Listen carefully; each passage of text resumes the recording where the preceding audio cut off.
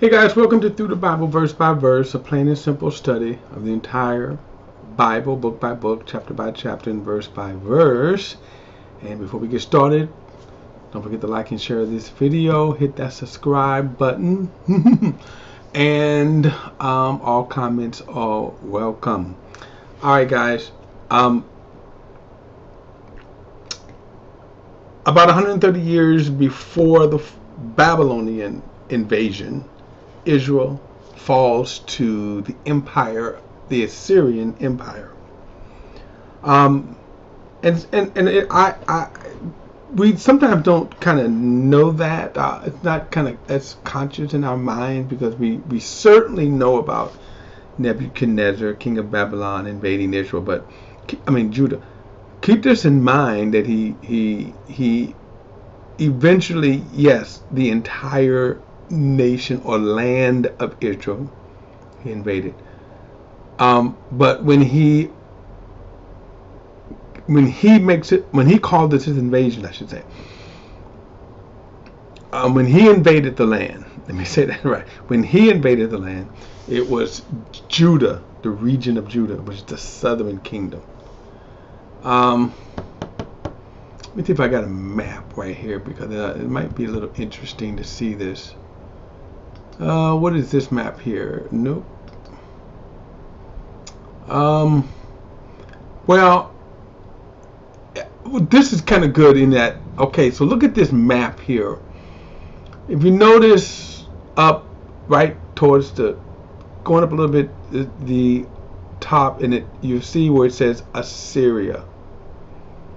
All right, Assyria. So you kind of know this is the invasion part coming in here. And then you see Damascus going along the coast there. And then Babylonia is going to come really a little further down. But Assyria is the one that invaded Israel. Now, I'm trying to see if I can see where Jerusalem is at. I thought I had. Guess I don't. I wanted to show you a picture of Jerusalem here. Okay, so when you look at this here, the one on the right, you see sort of the 10 tribes. So Dan, Zebulun, if you kind of look up north towards the top of the one that's on the left side of the screen here. But when you look at the Dead Sea, look at Judah right there. Find the Dead Sea. So then you see the land Judah. So again, that's kind of a division of the land right there. That's not the best. That's not the best map. I should have a bigger one. But Israel falls now. So the northern kingdom falls. Okay, so that's the thing that's important here. The northern kingdom falls, Israel falls, and when Israel falls, that land is because he deported the king of Assyria deported all the Israelites, and then he resettles the land. Okay, with Assyrians and other people. From this perspective here, some 200 years, right? When Israel comes back to the land. So when they come back after the 70-year exile from Judah, there is no more divided nation. So if you want to say kind of the good thing about the Babylonian invasion, well, when they kind of repopulate the land 200 years later from this point,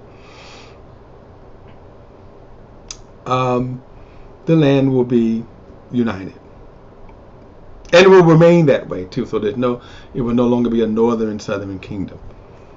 They're not out of trouble because they're still going to be worse. But anyway, I mean when I say worse because during the time of Jesus, it's one land.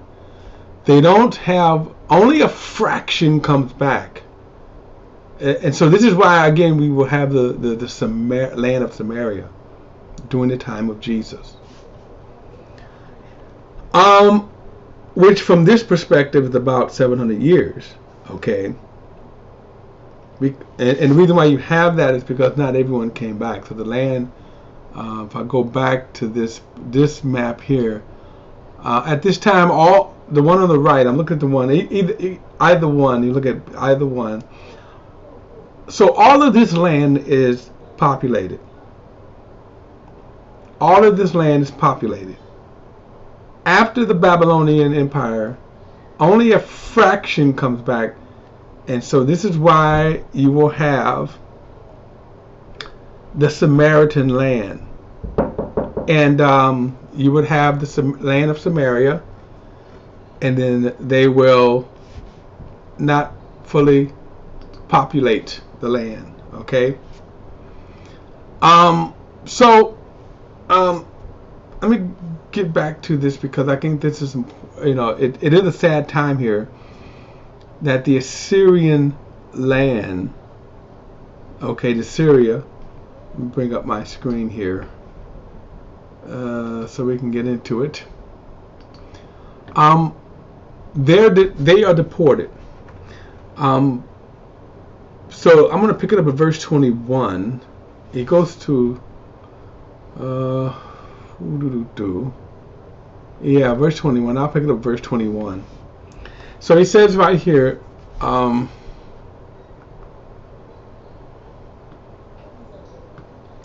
verse 21, he says, when the Lord tore Israel from the house of David,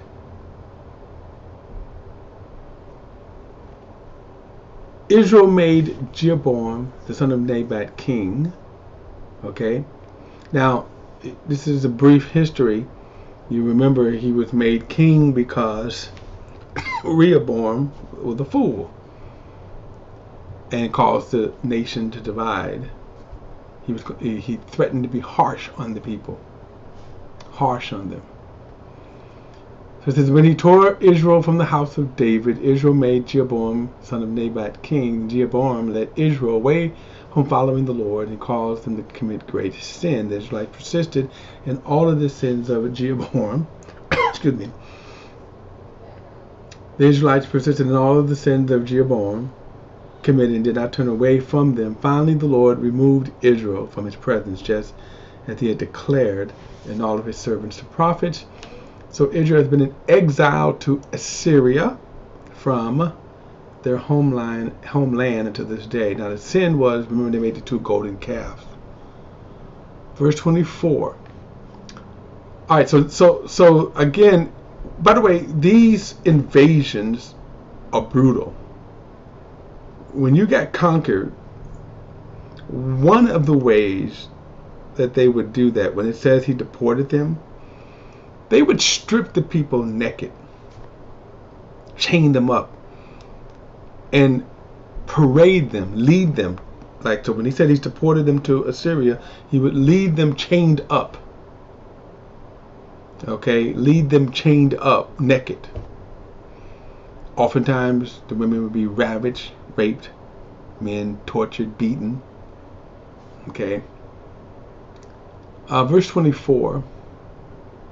Then the king of Assyria brought people from Babylon, Kova, Ava, Hamath, and Sepharvaim, and settled them in place of the Israelites in the city of Samaria. Thus, we see the birth of the Samaritans later on. In other words, right now they're Assyrians, mixed with Babylonians and things like that, but then later the Israelites would come and mix with them and thus produce the Samaritans.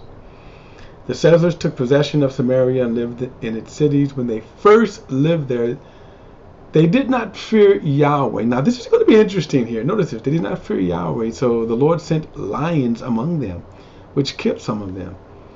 The settlers spoke to the king of Assyria, saying, the nation that you have deported and placed in the cities of Samaria do not know the requirements of the God of the land. Therefore he has sent lions among them that are killing them, because the people do not know the requirements of the God of the land. Now this is pagan reasoning here, which is in and of itself amazing because, and we're going to see this later on. The writer here is going to tell us that they feared the Lord, but they didn't turn from their pagan ways. I'll explore that more because that's amazing, and then you're going to see and understand why judgment is justified. All right, but anyway, so they're living in the land of Samaria, in the land of Israel. And God sends them lions. Verse 27.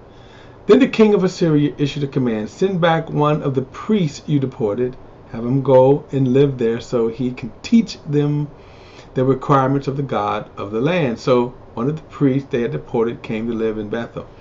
And he began to teach them how they should fear Yahweh. Stop. So one thing that becomes interesting here is this. Notice too how the knowledge of God, one of the ways, is spread to these, again, pagan people. Verse 29, but the people of each nation were still making their own gods in the cities where they live and putting them in the shrines of the high places that the people of Samaria had made. The men of Babylon made Sakar-Benoth. The men of Koth made Nergal, and the men of Hamath made Ashima, and the Evites made Nibhas of Tartak, and the Sapharites burned the children in the fire to Adramelech and Analamach, the gods of Shapharim. They feared the Lord, but they also appointed from their numbers priests to serve them in the shrine from the high places. They feared the Lord, but they also worshiped their own gods according to the customs of the nations where they had been deported from. So remember, the Assyrians deported these people in, and they brought their worship. Now, because, and this is again crazy because yes, they feared the Lord because they said send one of the Levite priests back to teach them how to fear the Lord. So they did that, and yet kept their own practices. Amazing here. Now, this is amazing, right? Because notice he said over and over, they feared the Lord. So they kind of acknowledged God on the one hand, but still had their pagan practice on the other hand. Now, one of the things here to understand, I think, is the sin nature. We go back to Adam. You start there. Spiritually speaking, man is cut off from Adam. Man is incapable then of pleasing God. I mean, basically what they did was kind of stayed off the wrath of God. Ultimately, man's problem ultimately is always solved in the sacrifice of Jesus Christ. And this is amazing when you have these pagan worshipers on the one hand acknowledging God, but yet still retaining their pagan practices, which is an affront to God. Verse 34, they are still practicing the former customs to this day. None of them fear the Lord or observe the statutes and ordinance, the law and commandments the Lord commanded the descendants of Jacob. He had renamed him Israel. So, verse 34, the Lord made a covenant with them and commanded them, do not fear other gods, do not bow down to them, do not serve them, do not sacrifice to them. Instead, the fear of the Lord who brought you from the land of Egypt with great power and an outstretched arm. You are to bow down to him, and you are to sacrifice to him. You ought to be careful always to observe the statutes and ordinance the laws and the commands he wrote for you. And do not fear other gods. Do not forget the covenant that I have made with you. Do not fear other gods, but fear the Lord your God, and he will deliver you from the hand of all of your enemies. Now, the Assyrians were noted to be one of the most brutal people ever.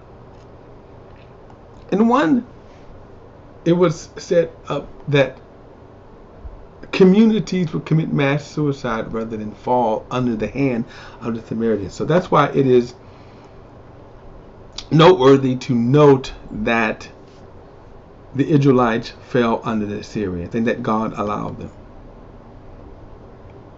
Now, at the same time, if you stop and you think about this, did they not bring this on themselves? Did they not say, you know what, this is, you deserve this. You deserve this judgment here. When you can acknowledge, when you can acknowledge the God of heaven and yet turn away from it.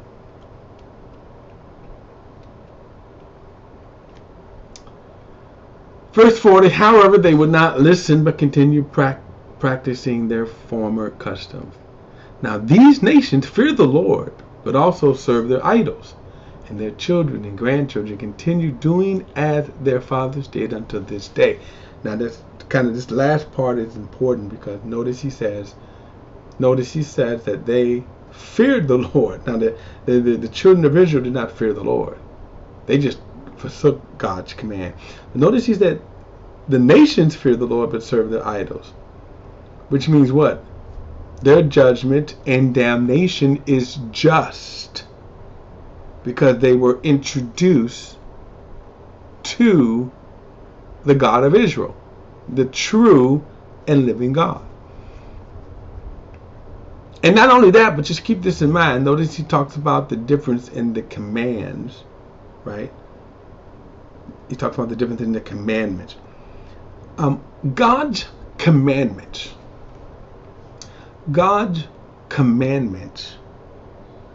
are just.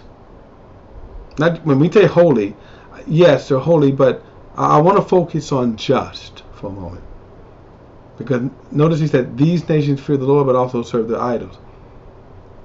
So when you look at their way of life, now let me give you an example. When I think about, this is just a thought that just came. A thought that just came to me. A thought. When I think about female circumcision, that's practiced with some, I think, tribes in Africa, whatever. It's barbaric. See, that's the perverted thoughts of men that they impose. Now, where did they get that from? Right? Where did that come up with? But when you follow God's commands are just. So we know that one of the commands is love your neighbor as yourself. So that's the very first thing. Love your neighbor as yourself. Start with that. You're going to love God and then love your neighbor as yourself. What's interesting about what we just read here was that they love God but don't love their neighbor as themselves. The Israelites just did not do any of them. They did not love God, and they certainly didn't love their neighbor as themselves. But God's commandments is just. My point is, the Gentile or the non-Jewish nations, these Assyrian nations, they were introduced into the commands of God, which are just. That if they followed the commands of God, people would be treated fairly. People would be treated right. That's not how they did it. And they kind of they served. They in a sense served both, which means their damnation would be just. Okay, guys. Don't forget to like and share this video. Hit that subscribe button. And remember, all comments are welcome. Subscribe to BP, the Bible Perspective. I'll see you in the next